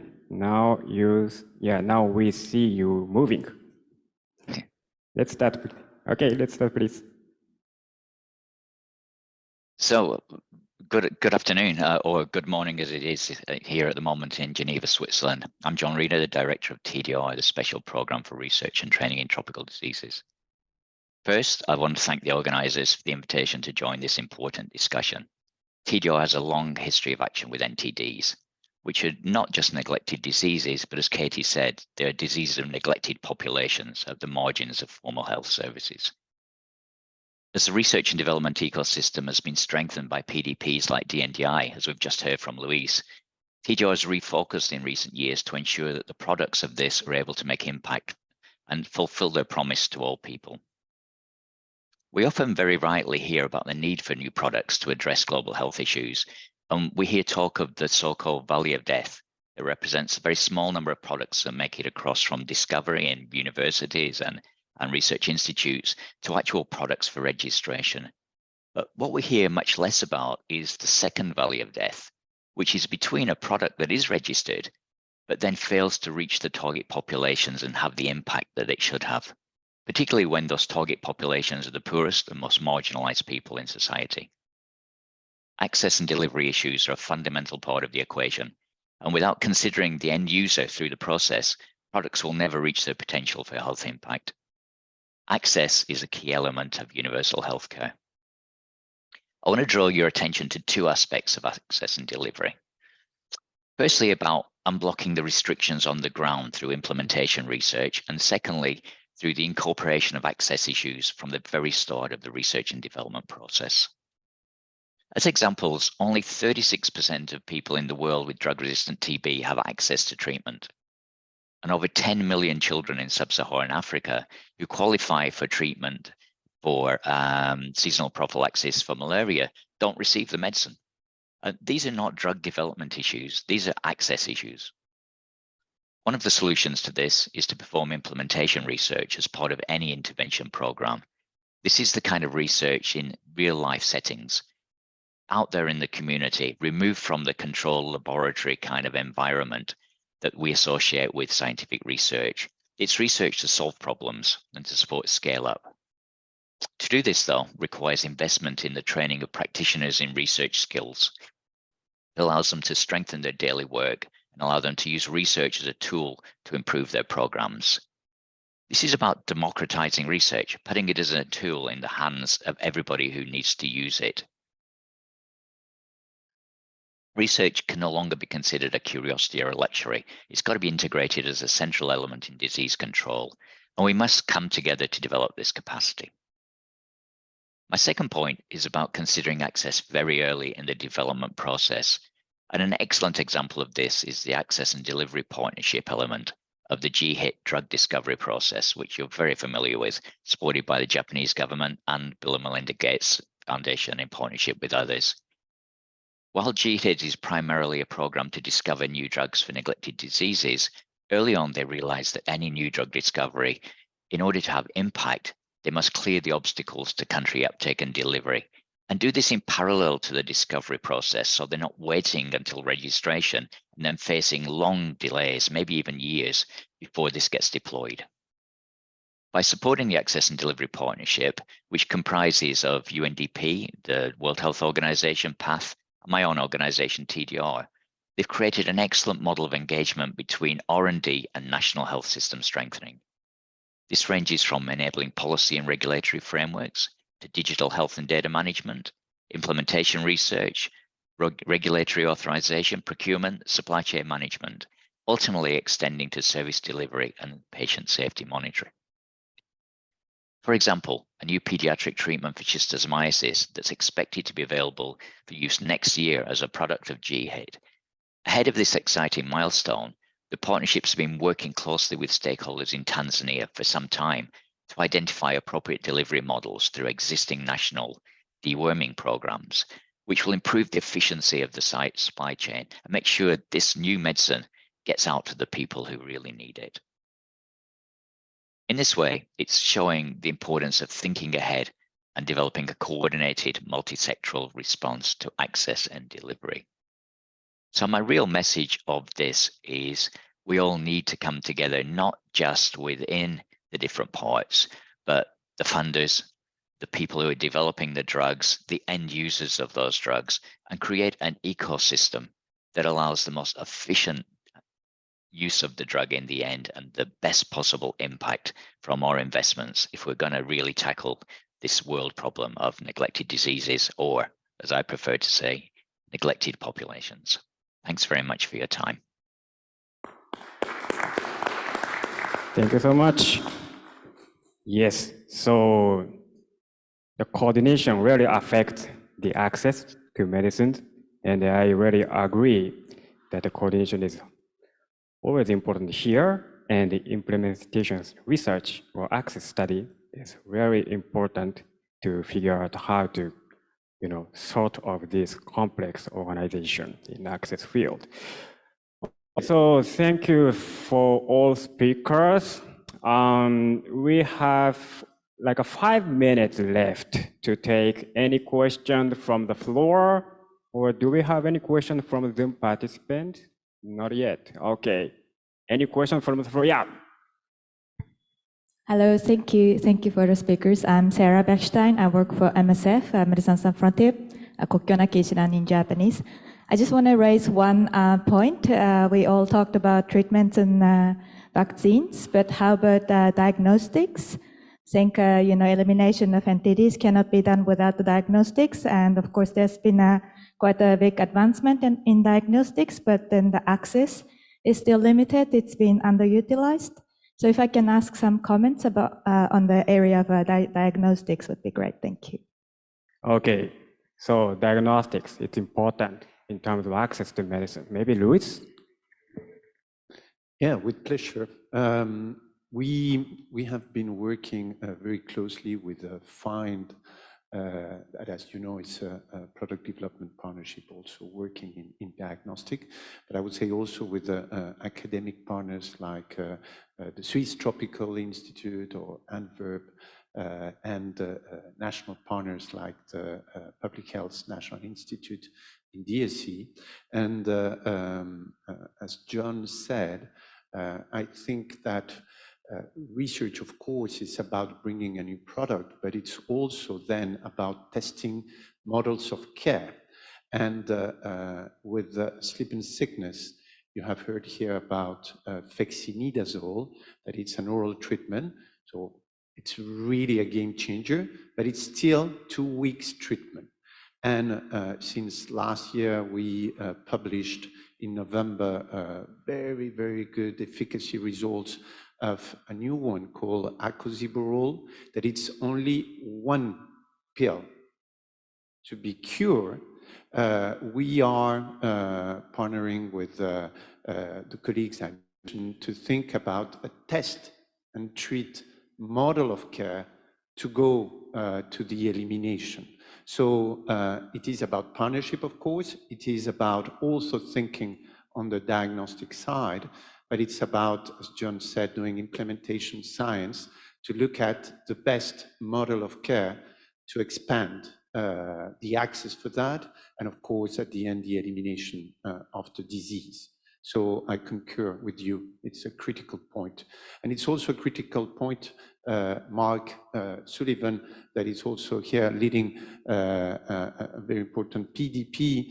We were mentioning that for the research we do in the field, having the good technical tools to do this research and investing in the lab to have the critical infrastructure, it's also very important. So there are links about the way we're going to prove access, but also about the way we're going to do this research. Okay, thank you. I see Katie, your hand up. Yeah, thanks. I'll just add a couple of things. The diagnostics are clearly critically important. And again, the same kind of partnership and collaboration that's required for diagnostics or for vaccines or therapeutics is clearly required for diagnostics, all the way from discovery of biomarkers through development, through product manufacturing, commercialization, and financing. I can use the filaria test strips as an example of where this is, the life cycle comes full circle. So these are used for lymphatic filariasis, and right now, for example, in India, where the significant burden of LF exists, and the Indian government has accepted responsibility for the elimination program for lymphatic filariasis, they have also accepted purchase. They are purchasing FTS strips. And also coordinating with the World Health Organization that also helps to purchase those strips with funding from funders such as the Gates Foundation.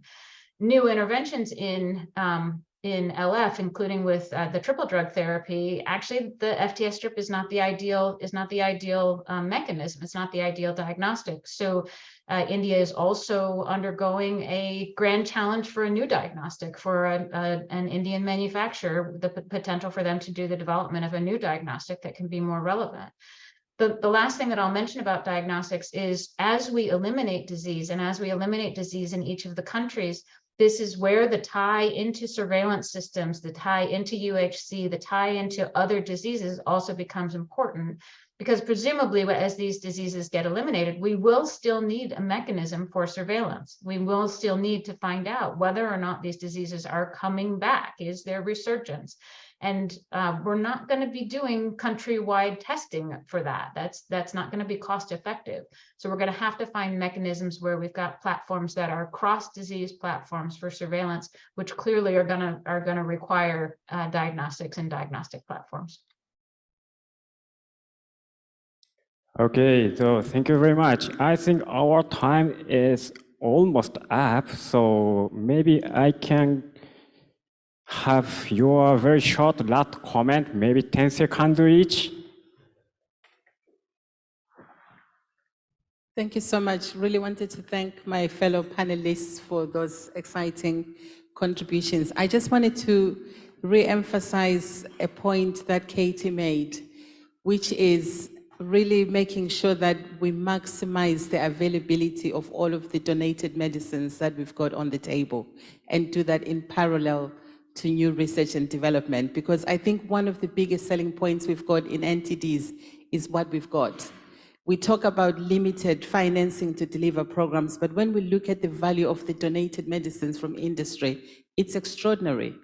And no other disease community can speak of what we've got on the table. So really making sure that we tie in all our advocacy asks, that we've got this one ask, which is help us get what we've got on the table to the people that need them the most, and help us with new investments for innovation so that we're better placed for the future. But doing those things in parallel, I think, is really key. Thank you. Luis, 10 seconds. Very quick, fully agree absolutely with you. Maybe I would like to remind Dr. Sosefal said this morning, we need to think about all the entities. So it's true that for some of them, we have tools, and now it's how we implement the programs to succeed. But for some others, we still need drugs, better drugs, good drugs, for instance. This is what we're doing. And the difference with HIV that I know well is that we know what we have to do as research to bring those drugs. And that's why we need fund now to really succeed this R&D, because we know how to do it. And I would like to insist on this point. Thank you. Great point, very clear. Katie? Well, because it's a summit for the G7, I'm going to make a plea to the G7 countries. We have a responsibility, and we need to live up to our responsibilities here. Thank you. That was less than 10 seconds. Okay, John? Thanks. And I think that last question highlighted, yes, we have diagnostics, yes, we have drug development, and we have vaccines, and we have funders, and we have implementation research. But the key to this is that all needs to come together to deliver the treatment down that last mile to those people with the neglected diseases. So we cannot be separate in this. We must realize we're all part of the same ecosystem and pushing the same direction. And that direction is that last patient that we've seen, like in the video, who's in the remote area with the disease that needs that drug. And, let's come together, let's fix this, because NTDs are fixable. They're just neglected. Thank you. Okay, so thank you everyone for joining us. Let's end this session here. Thank you. Thank you.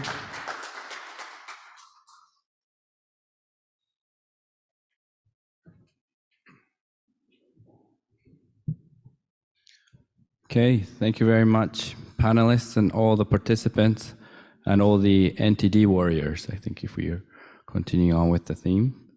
I would like to now invite our keynote closing speaker, Dr. Peter Piot. He's the vice chair of GHIT board, so he would be my boss's boss's boss. And he's a professor of global health and former director of London School of Hygiene and Tropical Medicine. And he's a special advisor to the president of the European Commission and EU chief scientific advisor on epidemics.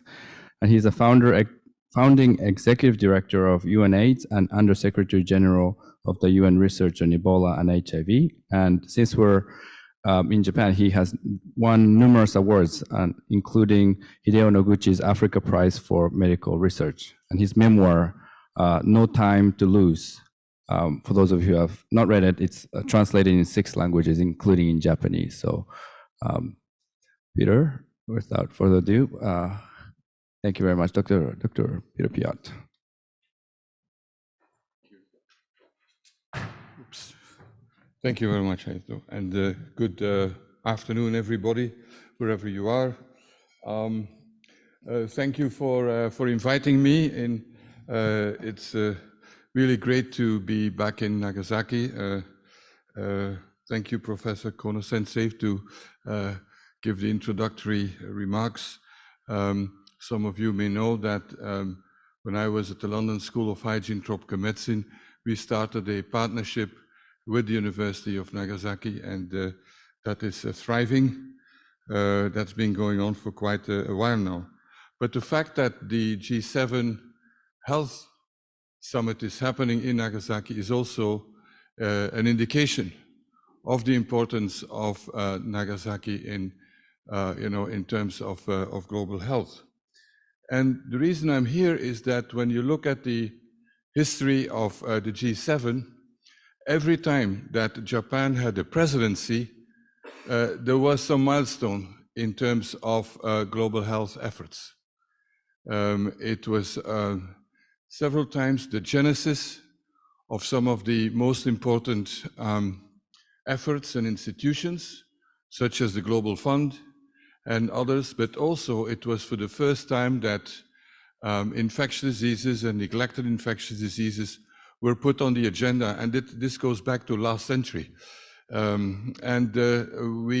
We shouldn't forget that. So the hopes are high that also this time, with the Hiroshima G7 summit, there will be another step forward, and that in addition to universal health coverage, pandemic preparedness, and innovation, NTDs are will really get to the next stage of where they have to be. As most of you will hear and know, my medical technical expertise is not in this field. However, I started my medical career in leprosy before I got into Ebola and HIV and so on. And so I've always had a weak spot, because also in leprosy, Japan has had really great leadership, both with the government and the philanthropic level, through, for example, the Nippon or Sasakawa Foundation. So I'm here because I feel strongly that neglected tropical and infectious diseases are huge issues for the people, but also that there are low-hanging fruit for impact. And I was very happy to hear what Katie Owen said so much better than I can ever do, why dealing with NTDs is a priority for the Bill and Melinda Gates Foundation.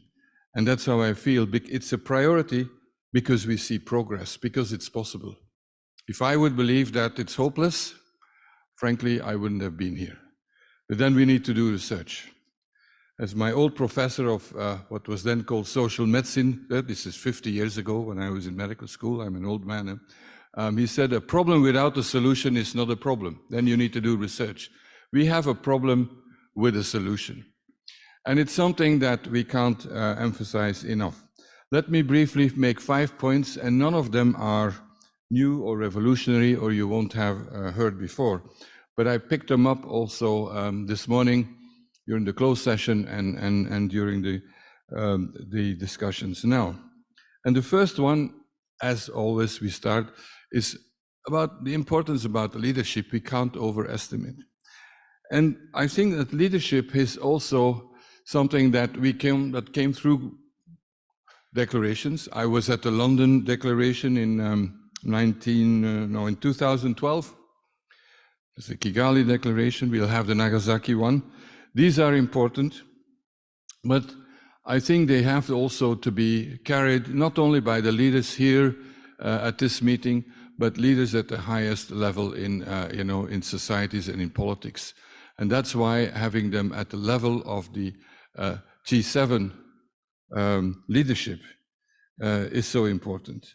That's why we need, leader level type of governance and commitment for health issues. Not only for us, people who are in the medical field or in the health field. And that goes for about everything I can think of. That's what we did, for example, with HIV, when I could put that on the top political agenda. But I do think that we have a problem. And we have a problem with the narrative, starting with the name. Just the name neglected expresses frustration. It's mostly, neglected populations. I like that idea. But it's like non-communicable diseases. We should have something more positive. And also, we should have really emphasize some very concrete, practical examples and success stories, as we heard today. Because in my own experience, when I start talking about neglected tropical diseases, most of the people just start rolling their eyes and what are we talking here about? And it's maybe unfair, because also we're talking about a large number of diseases that each of them are really, really important. And so I would say put the challenge to the community of how to rethink the narrative, and a narrative that also we should put in more recent developments. For example, it's clear to me that climate change is going to make our problem even worse, and the challenge is even worse. And that may be an opportunity also. So that's my first point: leadership, certainly, and the narrative. Secondly, we heard a lot about innovation, and of course, rightly so, been a big part of my life. And there's great research and innovation going on in academia, including here in University of Nagasaki, in pharma, let's not forget that, even big pharma, in some of them at least, not many. We have, of course, the PDPs, and we heard clearly from Luis a number of success stories, and I would say GHIT also. GHIT is it's one of the few really public-private partnerships. Most public-private partnerships have no real private, investor and funder. GHIT has that, and it's grounded here in Japan in the expertise, the knowledge, and of Japanese pharma, Japanese industry, and of course it's a global institution, but it makes it quite unique together with the government. And we have philanthropy, and we're lucky that the Gates Foundation has this as a priority because it is a funder in several of these initiatives. But it's not enough, and it's often too fragmented. Fragmented because, why? Because by nature, because we're dealing with sometimes very different types of diseases, from viral infection, parasitic ones, just name it, bacterial ones. That in itself is a challenge, but we can learn from each of them, and particularly when it comes to the the development later on in terms of clinical trials and so on. This is where we can definitely join forces. And research, of course, in contrast to what some in academic may think, doesn't stop at publication. In essence, it's the beginning.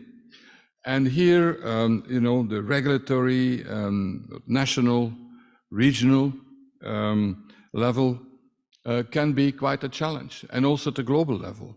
Pre-qualification, the recommendations, at global level. All this we can do much, much faster.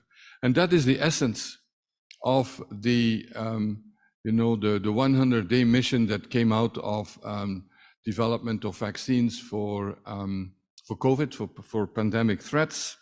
And of course, having worked a lot on HIV, and we still don't have a vaccine against HIV after 40 years. We should not be naive, so the virus will decide also. However, the key message of that 100-day mission is that we should not waste any time, any opportunity because of bureaucratic, regulatory, and other issues or funding. And by really, without taking any shortcuts, but by being as efficient as possible at every level, including the regulatory and then the after regulatory authorizations, recommendations, and guidelines, that can save many lives, because we can then bring the products of innovation much faster to the people.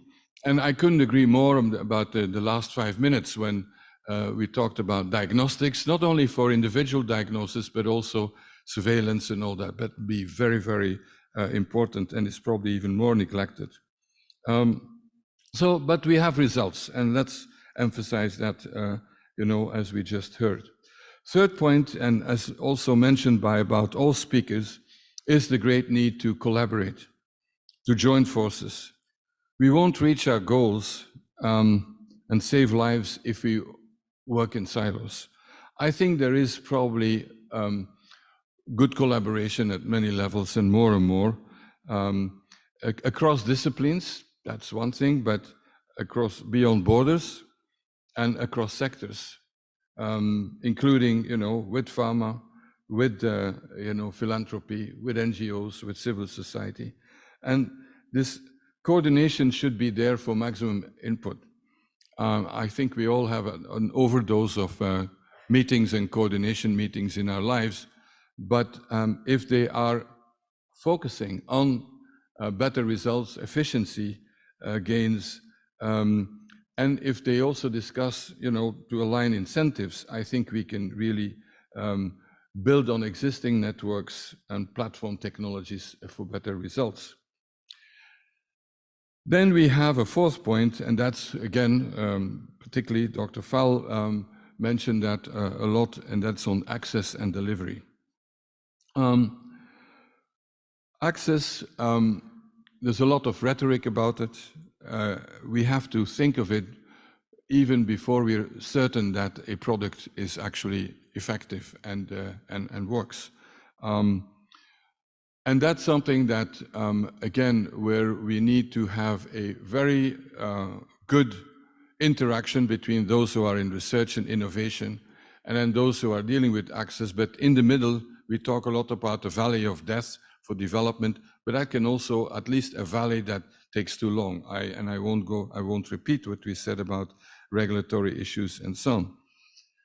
Gifts of medicines are important. I don't think we should ignore that. But we also need the regular, market mechanisms and mechanisms that will deliver the products. And as we heard from Simon Blend from Glide, the elimination, which I think is a realistic goal for some, not all, of the NTDs, I think is only possible if, in addition to the UHC, the health system that works much better than it is at the moment, that we need specific programs. It won't come by just integrating everything into everything. That requires some very smart and specific efforts. And finally, we've heard in terms of access about the numerous challenges to bring a new medicine or vaccine or diagnostic to the market. I won't repeat them. So that means to me that let's not only talk about the delivery of innovation, but also innovation in delivery. And that has to go hand in hand with innovation and delivery of other health programs, but it requires at least as much attention, I would say. Some of it is implementation research, but a lot of it has to do with, could be social marketing, it could be whatever. I mean, it's not my specialty, but I've seen what a difference it can make. And finally, my last point, of course, about money. No serious progress will be possible without really an increase in resources. And as also Katie and others mentioned, there have been quite a big hit, particularly when the UK withdrew its funding. And after the COVID epidemic, well, it's not, I shouldn't say after, but since the COVID epidemic, we've seen also a decrease. And that's a worrisome trend, but I think it can be reversed if we concentrate on success stories and on, the low-hanging fruit. And that's why we need that leadership. But also, as you know, it's not just about international funding, but also local funding. This is, again, why the G7 is a great opportunity. But I think in terms of innovation, we also have to think of innovative models. I mean, we have, and as I said, we are lucky that the Gates Foundation is there, the government of Japan and others, Glide, which is a new way of funding. But also MDGH, that's where we bring a business type of model to bring new products to the market. So let me conclude with expressing my conviction, my belief that we have more reasons to be optimistic that in the near future we can make some significant results and push through, even if the last mile, I couldn't agree more with Dr. Sal, can be a tough one. But for many, we haven't even reached that last mile, so let's get there.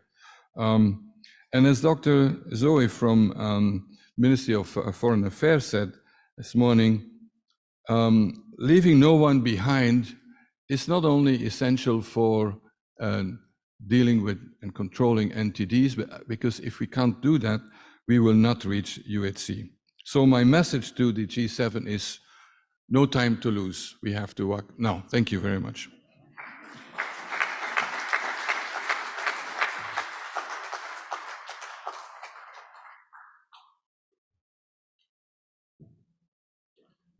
Thank you very much, Dr. Piat. So that was the final speech, and we're now 2:11 now. So I think first of all, we'd like to thank all the participants and organizers for this event once again, and maybe give ourselves all the round of applause for all the coordinators, I guess all these coordinators and everyone in the room for their contribution, and maybe just a round of applause for everyone if that's okay.